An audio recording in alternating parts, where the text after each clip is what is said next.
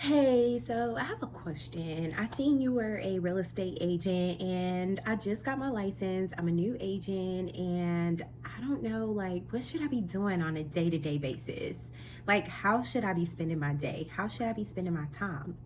Well, if that's you, if you popped up in a realtor's inbox, look no further. I'm going to give you the tea on what you need to be doing every day in your business. Some of these things, you guys, I am just now learning, and it's been more than 2 years of how to master my daily schedule. So, I'm going to show you and tell you about the top things that you should be doing every single day to build your business. So, without further ado, let's go ahead and get into today's video.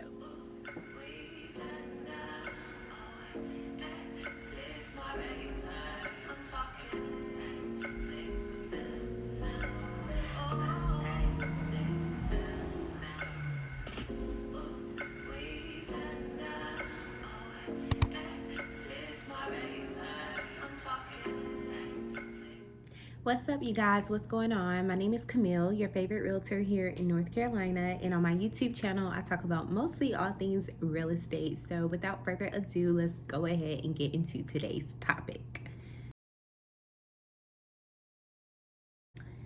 So first thing first, time block your schedule. If you do not time block your schedule, literally almost anything will pop up and you will be doing one thing for your business and the next thing you're doing something personal. And this is very easy to do, especially being a real estate agent, because most of us, we're entrepreneur, we're self-employed, we're independent contractors, so we have the ability to create our own schedules and pretty much do what we want as we please throughout the day, unless you are on a team and you have some sort of structure where they may be requiring you to be in the office. But if you're not on a team and you are a solo agent, you have to take full responsibility and hold yourself accountable to your daily schedule. If not, you will do what I was doing when I first started, which was attending to my baby and being a mom. Of course we have to do that, but if possible, there needs to be some sort of separation, some sort of boundary. I was going to, go out with my husband and get ice cream when I pleased, and I would start cleaning the house, early in the morning because that was my prime time, and I would do this and I would do that, and I was not on a schedule. So the very first thing that I would suggest is to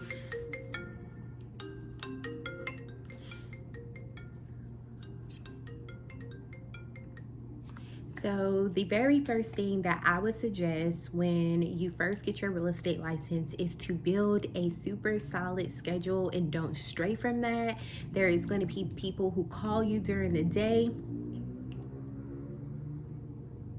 There will be people that call you during the day, your family members, your friends, and so forth, and you will have to put your do not disturb on or simply ignore their calls, because you will find yourself on the phone all day talking about whatever it is that they called you to talk about, and you just won't have control of your schedule. So now I'm going to show you guys a glimpse of my own schedule. So as you can see, I have completely time blocked my schedule. Like I said, I was doing any and everything. So at the very top of my day, you will see that I have blocked in time to eat, get dressed, exercise, because if it's not on your calendar, it probably won't happen, or you will neglect that time and put something else into that time frame. I have time block lead generation, lunch, my home buyer consultations, the time I'm going to show houses, and even personal time. I have all of my meetings on my schedule, and so when someone calls, usually a client, to say, hey, can I see a house at 10 a.m., usually I'm going to let them know that unfortunately those are my office hours, I'm not available, but I do have a 3 p.m. showing or a 5 p.m. showing available the same day. Which time do you prefer? And this has been working out great. I've literally been doing this for about a month or two now, and I'd say I've mastered it within pretty much the last month, and it has allowed me to have more control of my time, more boundaries, and honestly, more time to myself.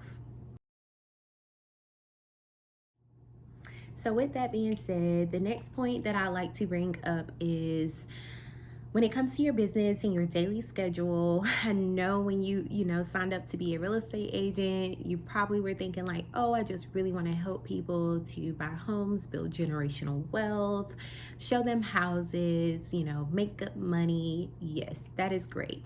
But honestly, the main part of our job is to find leads. It's to lead generate, it's to talk to people, it's to have conversations, because if you don't have leads that you're nurturing to become clients, and if you don't have clients that you're working with actively, then you're not closing any deals, you're not closing any business.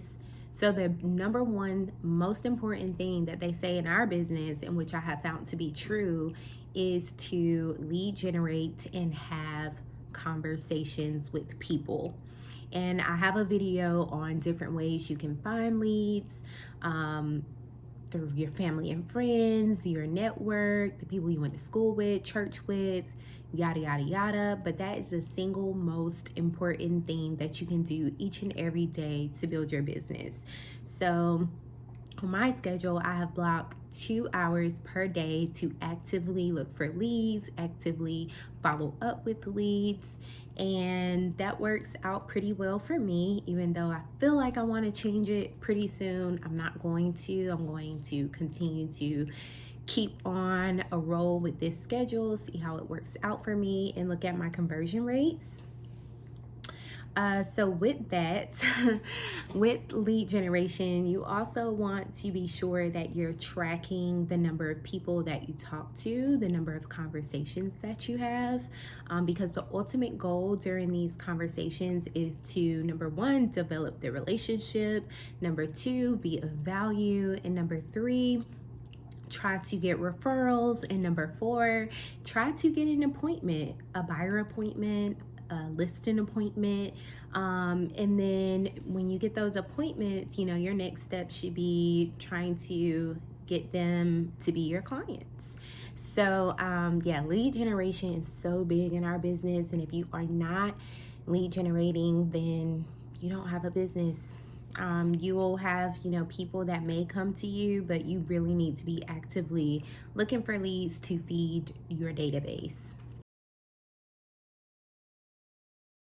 I also have booked on my calendar time for buyer appointments. Currently, I am only working with buyers. I am a buyer specialist. So you need to have time blocked on your calendar in case someone says, hey, I actually do want to buy a house. What do I need to do to get started? What are the steps? Oh, I am so glad you asked. I actually have a 2 p.m. on Tuesday or 2 p.m. on Thursday. Which time works for you? Great. You're going to receive an email confirming our appointment time and Google Calendar invite. And I will see you in our office on Tuesday at 2 p.m. When you arrive, please come into the lobby and text me directly. And, I will come get you from the lobby and we will move forward with our appointment. During our appointment time, we're going to go through the steps from A to Z on how to purchase. And I'm also going to provide you with my preferred lenders. Will that work for you? He'll say yes. You'll send over the confirmation email, yada, yada, yada. I can create a whole video on my process of lead to client, and we can go from there. So, also, as a new agent, you need to have time to practice your scripts. You need to have time on your calendar to actively role play with your family and friends or other agents in your office or a mentor. Like scripts, role play, role play, role play. Because as a realtor, you are going to get many objections. Some of the common objections that we get is, oh, I'm just looking. Oh, I already have a realtor. Oh, I'm not sure. I'm waiting for the market to cool down. oh, I'm waiting to get familiar with this area.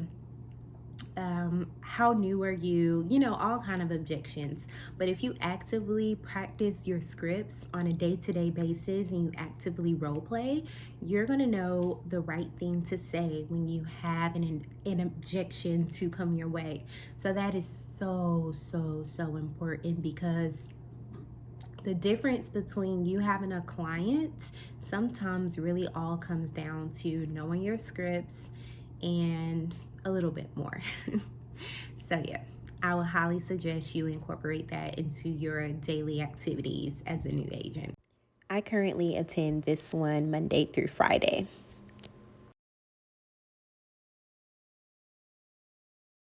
The next thing that I would suggest you do as a new realtor is get familiar with your city, know the different neighborhoods, the different parts of town.